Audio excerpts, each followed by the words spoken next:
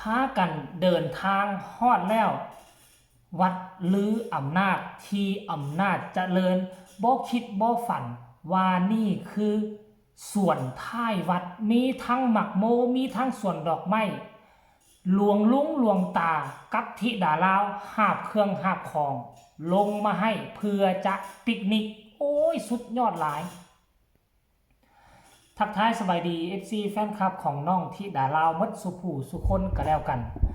หวังว่าอีกหลายคนยังบ่ ท่านเห็นคลิปเรานี่ยังบ่ท่านเห็นภาพบรรยากาศโตนี่ท่านผู้ชม FC แฟนคลับ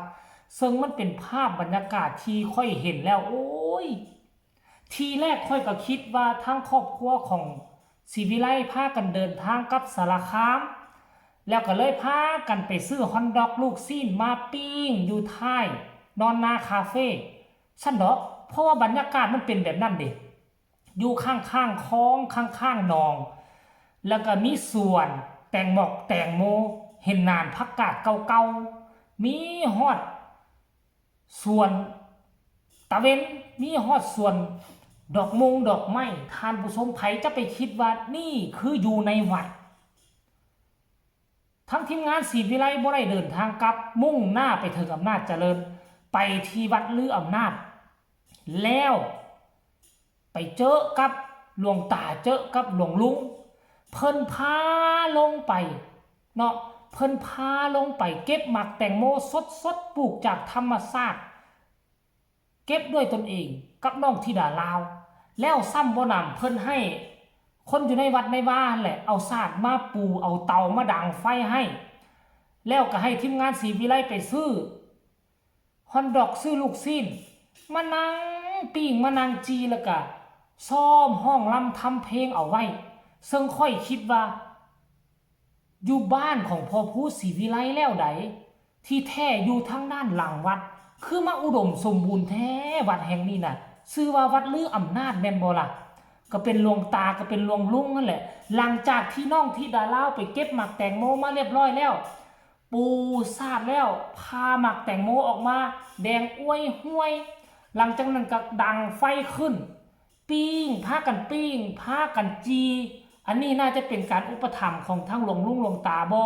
หรือว่าของพ่อผู้ศรีวิไลพากันจัดมาเองแป๊บเดียวพวกเจ้าฮู้บ่เห็นอีกคลิปหนึ่งน้องธิดาลาวหามกับหลวงตา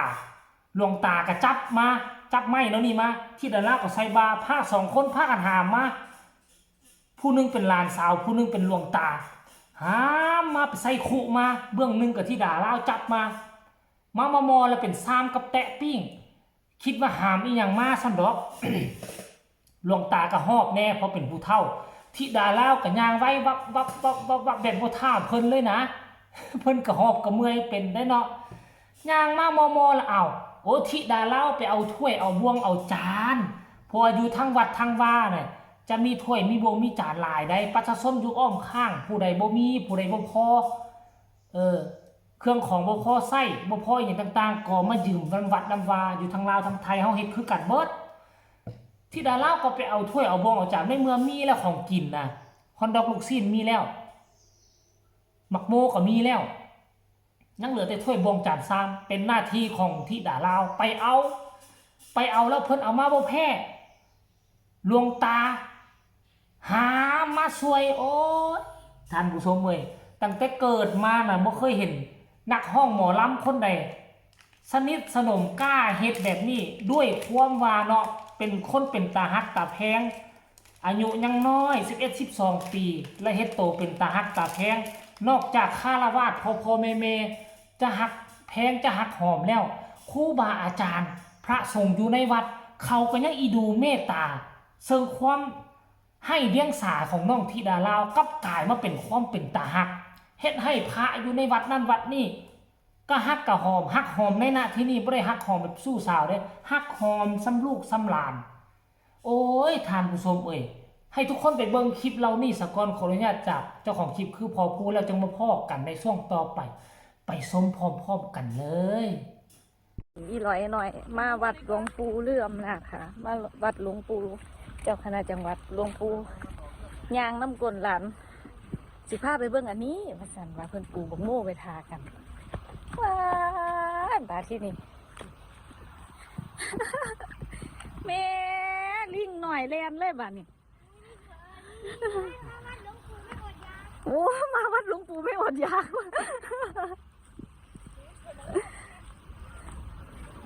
มาดอ๋อที่เอากระถางงุมไว้นี่คืองุมบักโมไม่ให้กามากินแม่ดูสิหนูจะปิดให้ดูนะลูกใหญ่มากเกี่ยวกับเพื่อนเลย คือคักแท้ลอยลอย ได้ยังมาอีกเนอบาดนี้เนาะอีร้อยเนาะ ดีนะแต่ว่ามันของหลักขนาดนั้น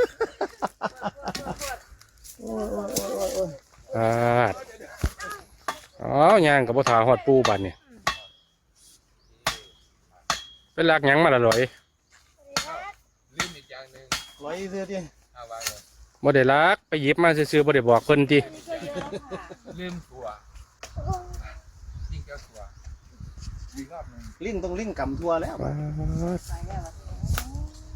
ปาดบ่จะไปหาหลักของหลักไปหาเขาหัวเขาสวนเพิ่นเด้อ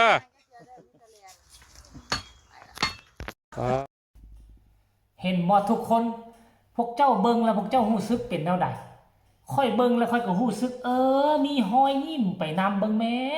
ขนาดพระทรงองค์เขาเจ้าเขาก็ยัง